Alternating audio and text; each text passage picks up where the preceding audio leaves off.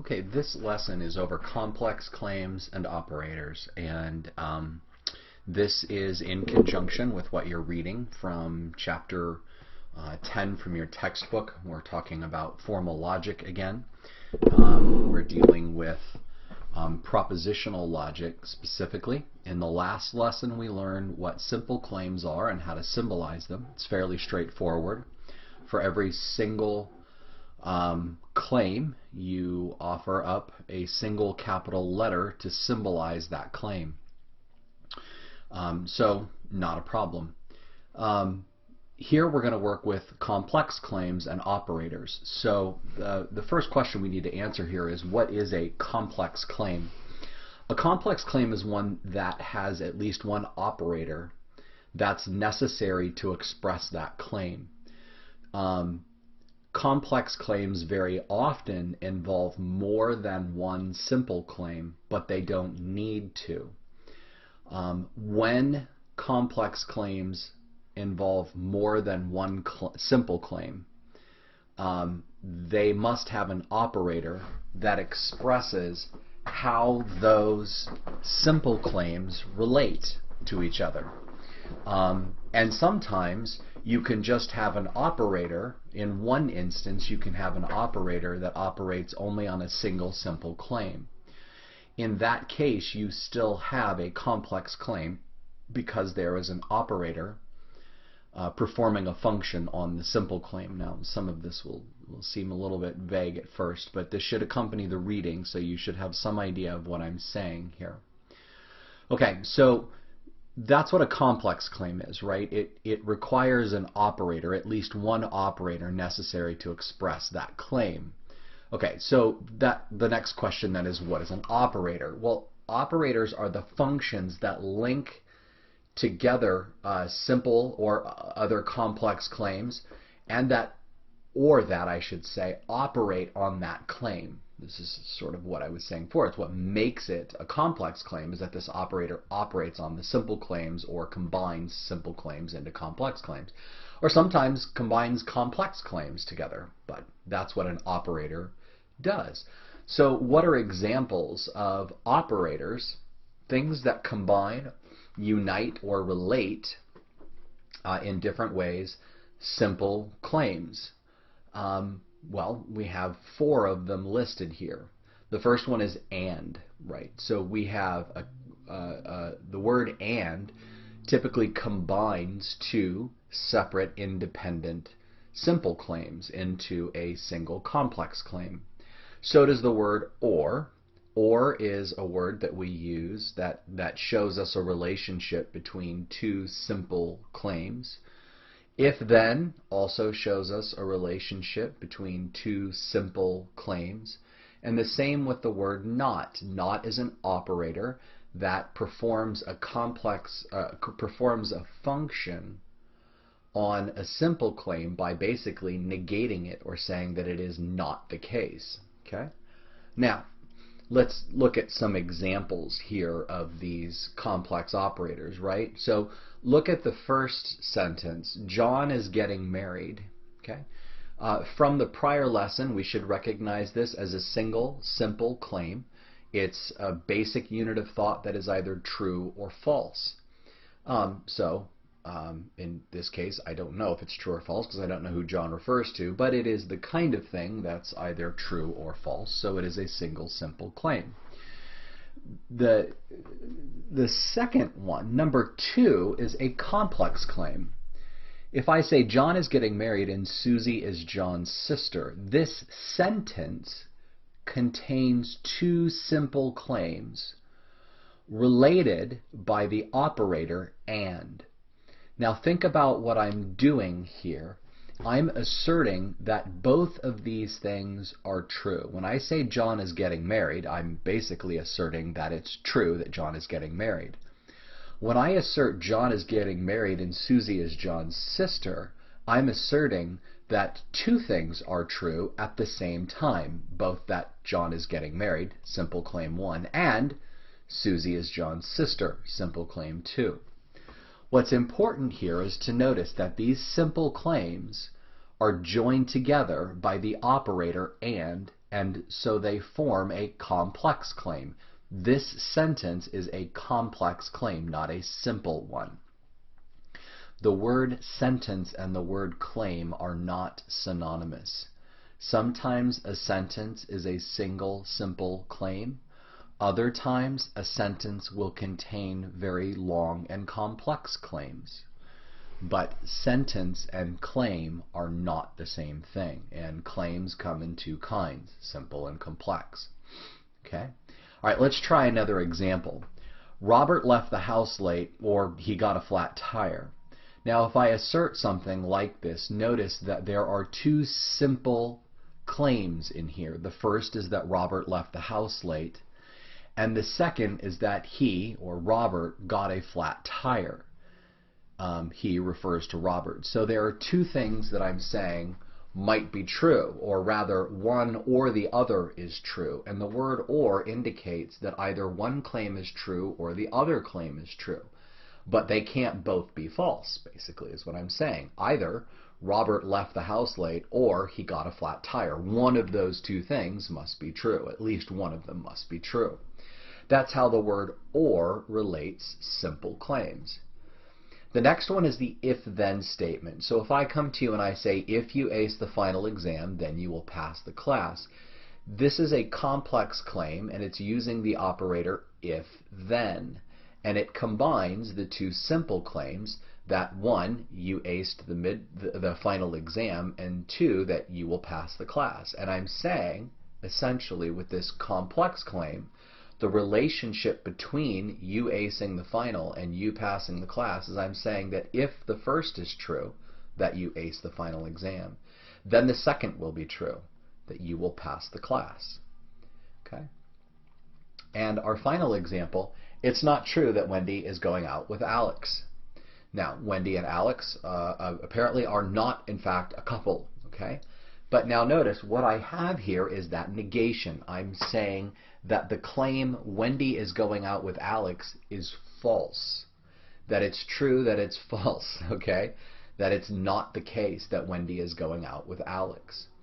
So in each of these cases, in each of these examples, the English sentence contained both a single simple claim and an operator that either performed a function on that simple claim, for example, in this instance, negating that single simple claim, or combining other claims into more complex claims. But that's what operators do. And again, we've talked about 4 operators. Okay? Now, let's talk about how in formal logic we symbolize the operators. When I say that, here's what I mean by symbolizing them. Remember that we took the content out of single simple claims, so that the claim John is getting married would be symbolized by substituting that single simple claim with a single capital letter. We're taking the content out and just isolating its form. Well, the words and, or, if, then, it is not the case that these are all content operators, and we want to change these into symbols. Much like we have symbols for the simple claims, we want symbols for the operators. So we're going to substitute, for example, the word and with this symbol here at the end called an ampersand. Okay? Now the word and is a form of, here's the word from your reading, conjunction. Okay? Now some of you will remember the old Schoolhouse Rocks. I don't know if they were commercials or shows on TV. They were essentially shows, I think, where they would go through what a conjunction junction, what's your function? And they say hooking up words and phrases, right? This is what conjunctions do. Well, the word and is one form of conjunction. And in symbolic logic, what we're going to do is we're going to symbolize that with that ampersand, this thing on the far right. The other type of symbol that we'll be using is for the word or. Now, or is what we call a disjunction. And with a disjunction, we're not saying that both are true. We're saying that at least one of the two is true. Okay? And we'll symbolize that with essentially a lowercase v. All right? The next one is the conditional, the if-then. And the if-then we use with like an arrow. This is an arrow, not like an arrow. We use an arrow to symbolize the conditional. Okay? And the final one, whenever we have a not, okay, we're going to use the negation, which is that little symbol there is the tilde. And if you look on your computer keyboard, you have to shift, and it's the symbol to the left of the number 1 on a standard English keyboard. That's the tilde. Well, the tilde indicates a negation or a not the case that. So we're going to use these 4 symbols to substitute in complex claims for the operators. So let's see what it's like then to actually symbolize complex claims. Okay? Let's look at the claim, John is getting married and Susie is John's brother. That was the first one that we had. Now, the first thing that we're going to do is we're going to substitute single capital letters for each of the single simple claims in that complex claim. And there are 2. John is getting married, and for that we'll use an M. We could use any letter. We could even use S, but for clarity's sake, we'll use M to symbolize John is getting married. And Susie is John's sister, we'll substitute an S. So the capital letter M is John is getting married. The capital letter S is Susie is John's sister. Now, what is the operator there? The operator is the AND sign. And so we're going to use there the ampersand to symbolize that. And what we get is M and S. John is getting married and Susie is John's sister. So when we symbolize this, we symbolize it with the M ampersand S. By the way, this is a quick note here. The operators and, if, then, and or always combine the conjunction, the disjunction, and the conditional. Always connect 2 claims. There will be one on the left and there will be one on the right of that symbol. But they always connect or operate on 2 claims. The negation can only negate a single claim.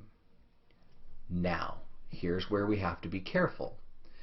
A conjunction, for example, when it conjoins or operates on 2 claims, it can operate on 2 simple claims like it does in this example, or it can operate on 2 complex claims, and we'll get to that in the next lesson. When that happens, we have to worry about what to do with brackets, which are helpful for disambiguating sentences, but we have to work with the brackets. But notice that the conjunction, the disjunction, and the conditional operate on 2 functions. I'm sorry, on 2 claims, either simple or complex. The negation only operates on a single claim. So the conjunction will always go between, and the disjunction and the conditional symbol will always go between the 2 claims it's operating on. All right? So let's try another one. Let's go with the or symbol. Robert left the house late, or he got a flat tire. This was the claim that we had before. Now there are 2 simple claims here, that Robert left the house late. We'll use L for that. And the second one is he, Robert, got a flat tire. We'll use an F for that. And what we're saying is either L or F. And so we use the disjunction, the lowercase v, to symbolize that disjunction, that either or claim. And we put it between the 2 claims that it's operating on. So we get L, lowercase v, F. Okay? The next one is the conditional. If you ace the final exam, then you will pass the class. There are then here again two simple claims. You will ace the final exam, we'll put A for ace, and you will pass the class, we'll put P for pass. And the complex claim here, the operator is the conditional, goes between the two that it's operating on, so you get if A, then P, or A, arrow, P. And again, the arrow symbolizes the conditional, and it's operating on the two different claims, the antecedent and the consequent of the conditional. Okay? All right. A couple more examples. Or the last one here. This one is the negation. It's not true that Wendy is going out with Alex. The single simple claim here is Wendy is going out with Alex, but there's an operator on this that's saying that that is not the case. We're denying that. We're negating that. And so the way we symbolize that is tilde A. The tilde comes right before the claim that it is negating. Okay? All right, now let's look at a couple complications here for symbolizing complex claims. Take this following claim. John and Sarah were late to class. Now, this is a complication because this is a compound claim, or this is a complex claim. This is not a simple claim. The question is, what are the two claims that are here? Well, when I say John and Sarah were late to class, it's really a way of saying that John was late to class and that Sarah was late to class. What I'm asserting is that both of those things are true. So I will symbolize John is late to class with a J and Sarah is late to class with an S. And notice that I'm asserting that they're both true. So again, the symbolization here is J and S. Okay? Now here, it doesn't say John is late to class and Sarah is late to class. Here in what we would probably do in standard English is just assert that John and Sarah were late to class. But that's not a single simple claim. That's really a complex claim, and I'm asserting here that two things are true. I'm asserting that John is late to class, and I'm asserting that Sarah is late to class. So the way we would symbolize that is J and S, or ampersand S. Okay? Let's try another complication. It's late, but I can drive. Now, this one is tough because the question that we ask here is, how do we symbolize the word but? The word but is an operator, but what kind of operator is it? Is it a conjunction? Is it a disjunction? Is it a conditional? That's the question.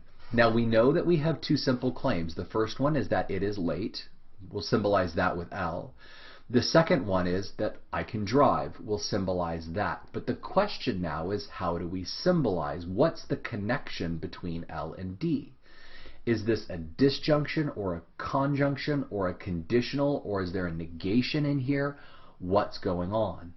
Well, the answer is that the word but is a conjunction. It's actually a conjunction. It's like the word and.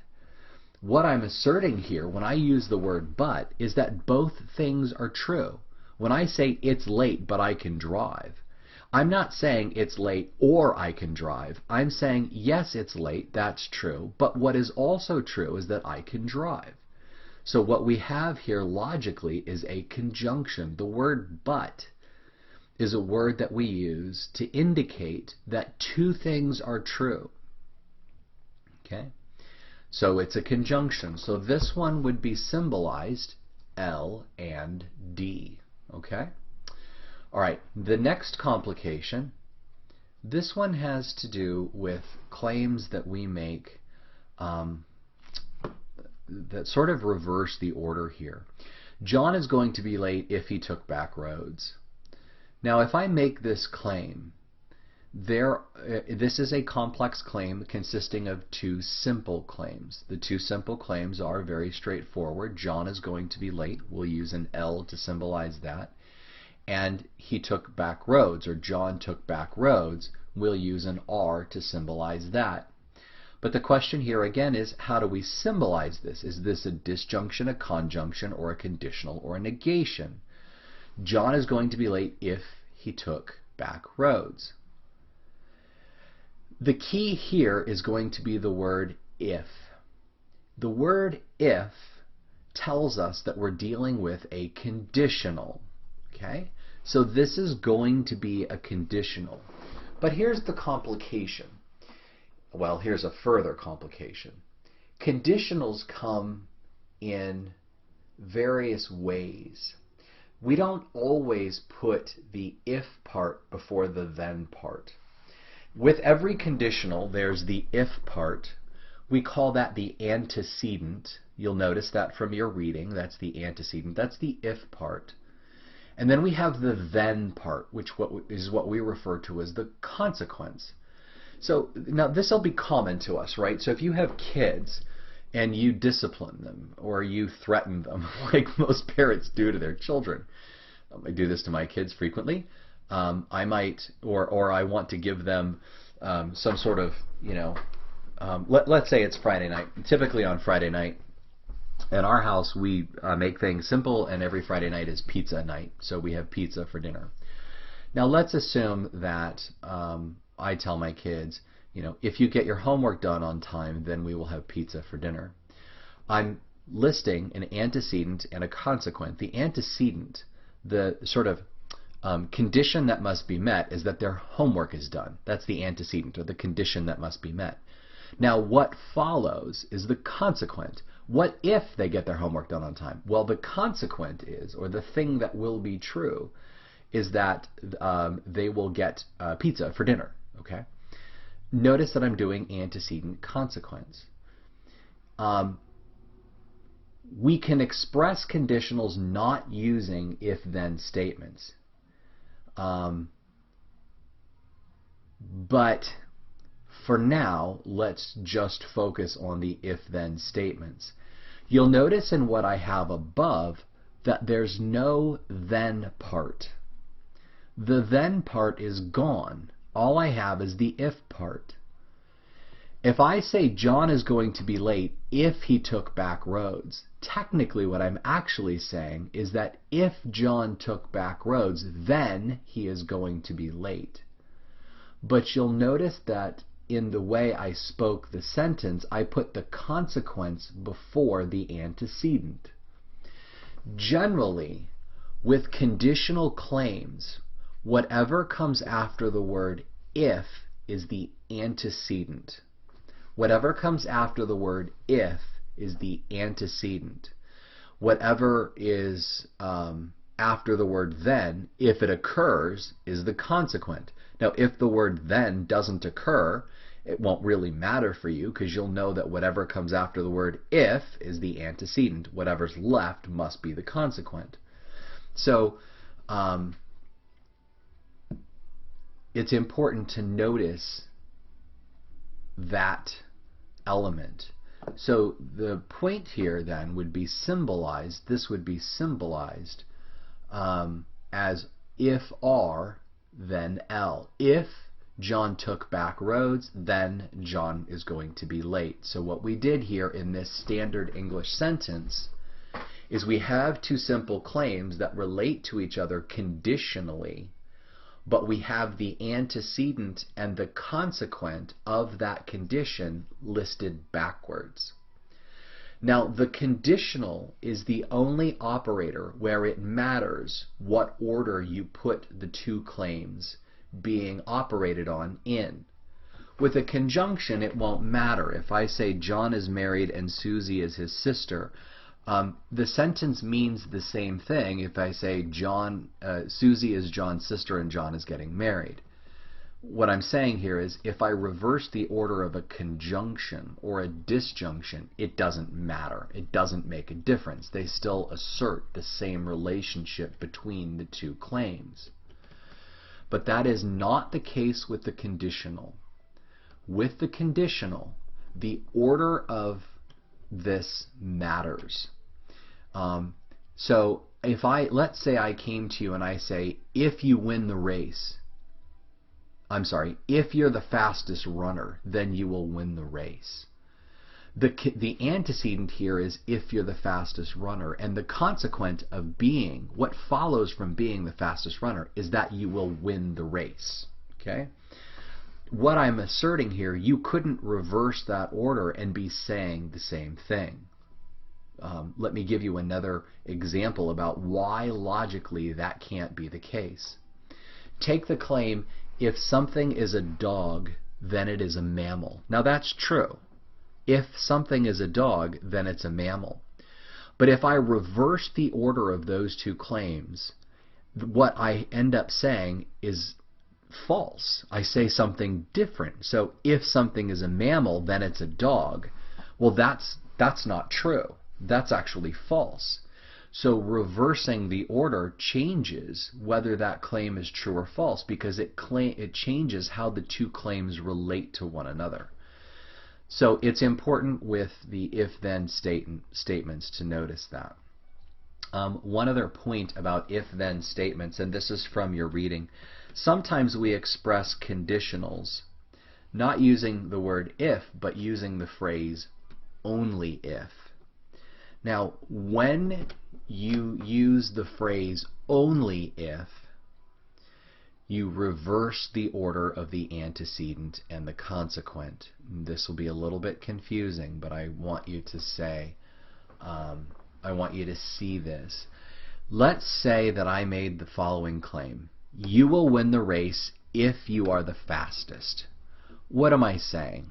I'm essentially saying that if you're the fastest runner, let's say, then you will win the race.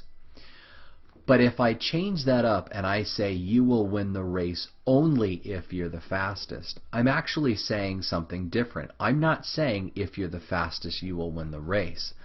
What I'm saying is if you won the race, then we know you were the fastest.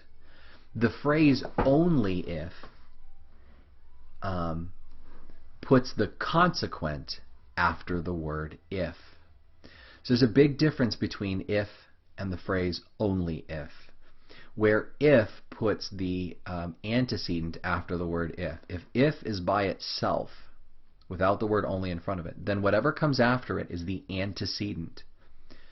But if the word, or if the connector, if the conditional is expressed by the phrase only if, then only if comes right before the consequent. So you're asserting something different. So go back to if something is a dog, then it's a mammal, is very different than saying if something is a dog only if it's a mammal. If I say something is a dog only if it's a mammal, as opposed to saying if something's a dog, then it's a mammal, notice that I've changed it up a bit. What I'm asserting is fundamentally different. What I'm asserting is that, let's see, what did I say? If something is a dog, then it's a mammal. Something is a dog only if it's a mammal. I'm saying that being a mammal is necessary for that thing to be a dog. It has to be a mammal if it's a dog. And I'm emphasizing something different. Okay, I hope that makes some semblance of sense. Again, I'm reiterating what is found in your textbook. So if there's some confusion about that, go back through this lesson, but also take a look at your textbook and reread through that section. And of course, email me if you have any questions. The last complication I want to go through is in translating is this phrase, unless. Unless you're the fastest, you'll get eaten by the tiger. Consider that complex claim. There are two simple claims here. You are fast, or you're fast. We'll put F for that. The other simple claim is you'll get eaten by a tiger. We'll put E for eaten. Okay? Now, how do these two relate? How do we translate the word unless? Well, the word unless is actually symbolized as a disjunction. I'm actually saying or. What I'm asserting here is either you're fast or you're going to get eaten by a tiger. Okay? So I say unless you're fast, you're going to get eaten by a tiger. Then there's what I'm essentially asserting is either you're fast or you're going to get eaten by a tiger. So the word unless, this is why in your textbook they'll point out that the word unless has really a disjunction. It's an or. So what we would say is F or E. Now again, you could reverse the order and say E or F, but since F comes first in the sentence, we'll just keep it in that order. But the word unless very oftentimes functions like the word or, and so it's properly symbolized as a disjunction. Okay? All right, I hope that was helpful. Again, if you have questions for me, let me know, and reconsult your textbook, go back through it, but hopefully this helped make some sense of what you would read in your textbook. All right,